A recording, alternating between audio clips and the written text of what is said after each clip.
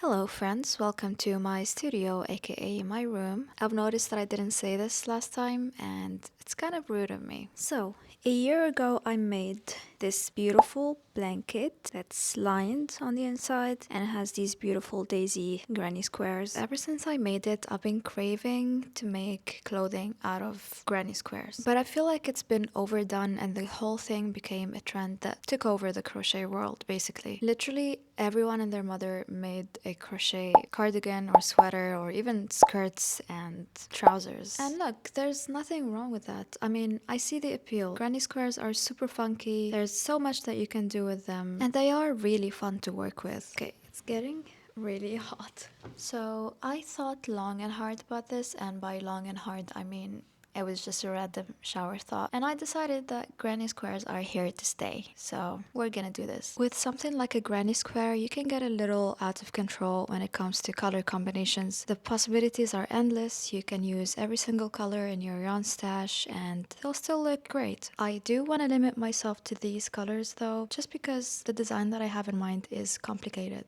as it is. I got these yarns, I want to say 5 to 6 months ago from where I had a layover in France. It is an acrylic and a cotton blend. I got 1 ball of each color and 3 of the off-white. I don't remember the exact price of this, but I remember that it was on the expensive side because I literally had to run out of that store before I spent all of my salary, which is why I have so little of this. And you might be saying, this is not nearly enough for a sweater. And you're right, so I'm gonna have to figure something out along the way. I also had no idea what I was going to do with these yarns when I was buying them. Had I known that it would be perfect for a sweater, because it's not that soft but it feels like quality yarn, I would have bought a little more, but it is what it is. And now let's talk planning. For some reason, I always come across this particular sweater on Pinterest and I feel like it's calling for me to make it. And I do want to make the exact same one at some point, but for now, I really want a funkier version of it. I hope I don't regret that, but here's the vision. It should have different sized squares, different designs using one color scheme, and when I look at it, I kind of think organized chaos. And the way I'm gonna go about this organized chaos is work the larger and medium-sized squares first, lay them all flat in the shape of the sweater and start to fill in the blanks with smaller squares. Some of the squares will be entirely made out of white yarn because that's what I have most of, and I'll be mixing and matching the colors I have for the rest of the squares. I might have to use black or gray yarn from my own stash at some point because I'm 100% sure I'll run out of this yarn. When I was planning for this video, I've already made one large square of every color. This is called the willow square and I'll link every tutorial in the description. I wasn't feeling too well yesterday after I filmed the intro, so I didn't crochet any new squares. I still don't feel that well today either, but I'm gonna start nice and easy with this hard granny square. This tutorial I'm following is by Craigie's Crochet. I'm also gonna be following a lot of her tutorials in this video. She also recently posted another tutorial of this triple heart granny square, but I decided to go for the simple heart. Next up is a square that's been pinned on my Pinterest board for the longest time. It is this gorgeous sun and clouds granny square, and right away I knew I had to include this motif in some of my projects because it just looks very special. I would say that it is on the intermediate side because it does have a lot of yarn changes going on. Also, some of those stitches are made in the back loop only, so it might be a little confusing if you're a beginner. Now, I've always wanted to learn mosaik crochet, which kind of looks like tapestry crochet at first glance, but really there's much more to it. A great intro to it is this not too complicated mosaic square that you can easily do if you're an intermediate crocheter. It does include front post triple crochet stitches, which is why I don't think it will be beginner friendly either. Now, if you're looking for an easier option, you could make this diamond crochet square. It only uses double crochets and a lot of color changes, and I mean a lot. This kind of reminded me why I don't like doing color work, because no matter what I do or how organized I am, I always end up with a hot mess of spaghetti noodles.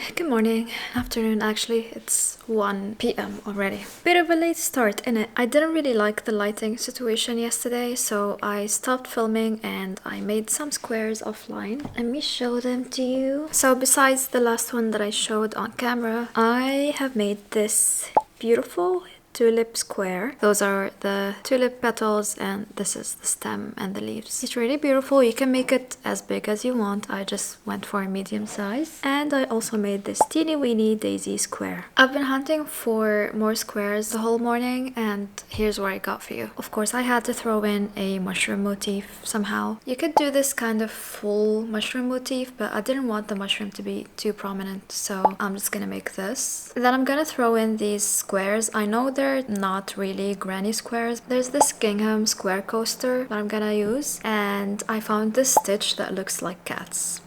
I mean, come on.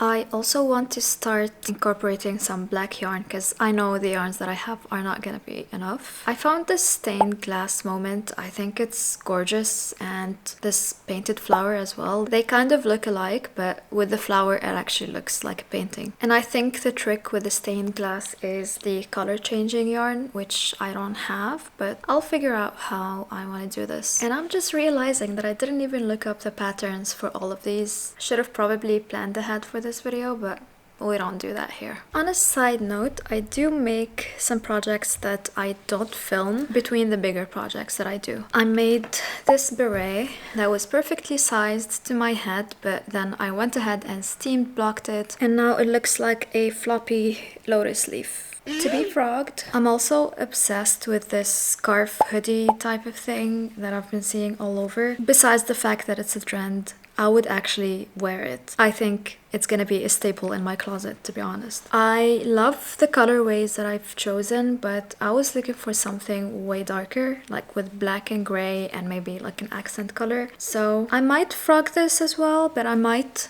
just keep going and make like a separate scooty, which is what it's called. Something that I'm really geeking about is this card that I made for the yarns that I'm using for this video. You have the label here with the care instructions and the needle size and everything. You have the color names at the back, and if you have a reference you can add it as well. And of course these little samples. This is something that I've always wanted to do with the yarns that I have, but it's kind of an overwhelming task to do when you've thrown away all of the labels of the yarns. This was pretty fun to make since it's a small collection. You might have seen Yuki, my foster kitten, if you've watched my last video. She got adopted into a beautiful family with another cat and she is thriving. Okay, let's get back to work before I lose daylight, which I already have like just 3 hours off.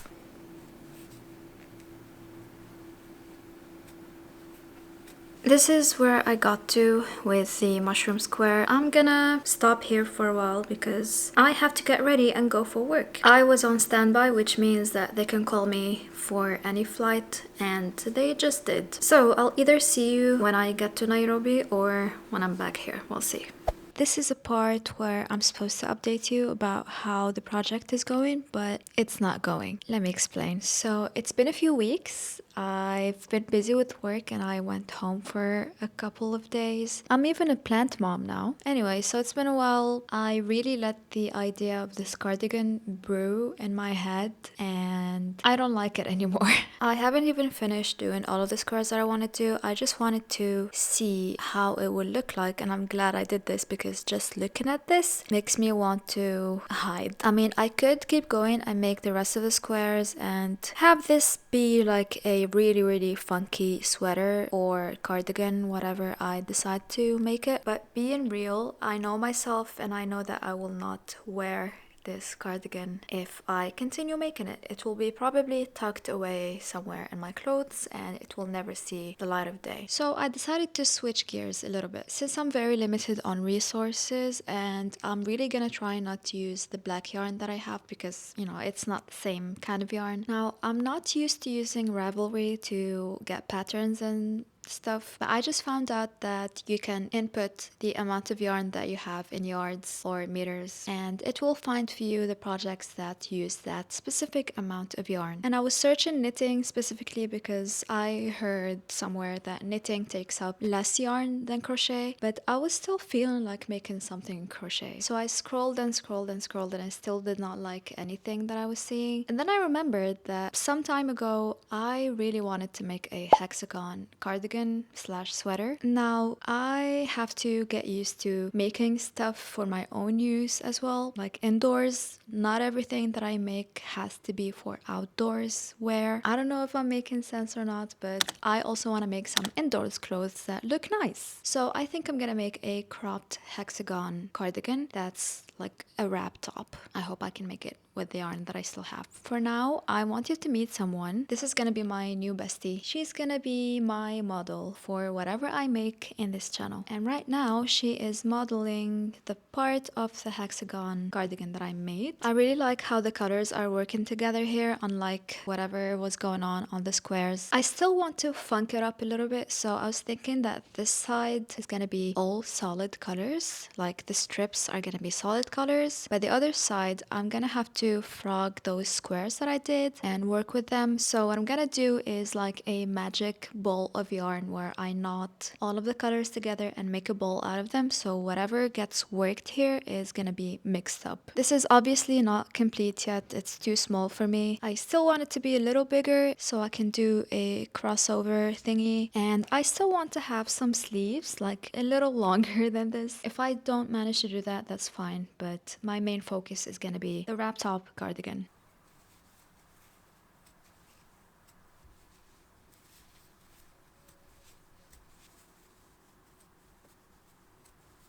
So this is where I got to yesterday. You can see a lot of knots, but I'll clean that up later, not to worry. Obviously, I still need to add a bit more to this row. Maybe I'll just add one more row. Obviously, I still have 2 more rows to finish here. I need to finish this and 1 more row, so these 2 pieces will be equal, and then I will loosely stitch them together and try them on.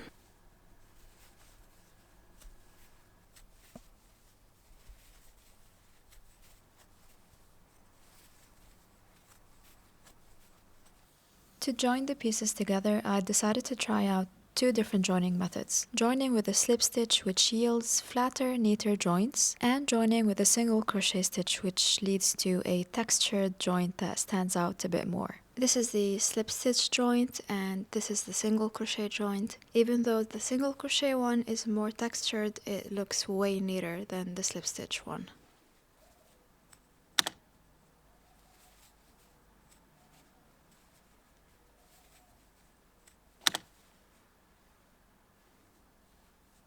It's starting to get dark outside. I know it doesn't look like it, and I'm starting to get a little tired, but this is what I've done so far. I have sewn in the back pieces, and this is still just held on with these pins. But what I was doing just now is I added this single crochet border all around the piece, around the back, the sides, and the bottom as well. And then I started a half double crochet row, and that's also gonna go around, but I'm going to continue through here, and then I'm gonna make a chain and then go back in single crochet through that chain, and that chain will be the belt that holds this together. And then when I go back in single crochet, I'm gonna go back here in half double crochet, go all around here, half double crochet, and I'm gonna do the same with this belt, this part of the belt as well. I think I'm gonna do that tomorrow though. I think I've had enough for today. And the next day I finished working on the sleeves, joined the shoulder seams together, and worked on the final row of crochet and the belt that's attached to it.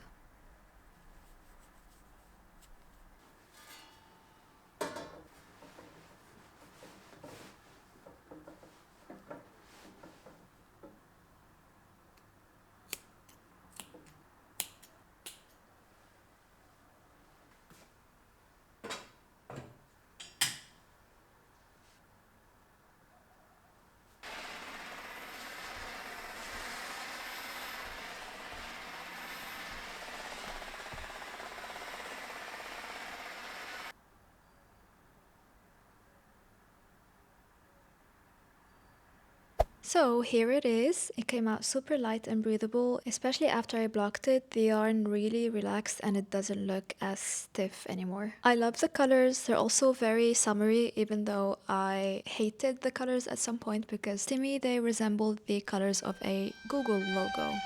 But I don't want to give in to the games my brain is trying to play, so I'm going to pretend that I never thought of that. I'm glad I chose to keep the joining single crochet seams on the inside because it really adds to the texture of it. And honestly, if they were on the inside, I think I would go crazy. It would be like a sensory nightmare for me. When it comes to the yarn quantity, this is literally all I have left besides these two little strands, and I'm kind of happy about this. I don't know, I feel kind of accomplished that I used all of the yarn and I didn't have like balls of yarn left over. And besides, the yarn chicken game was actually really fun because it made me think of different other possibilities that I could do with the yarn. I ended up going back to something that I really wanted to make for a long time anyway. I really love how it turned out and I strive to make more projects like this. My takeaway from this project is that hexagon granny cardigans are here to stay. They are insanely easy to make. It's just two pieces of crochet and you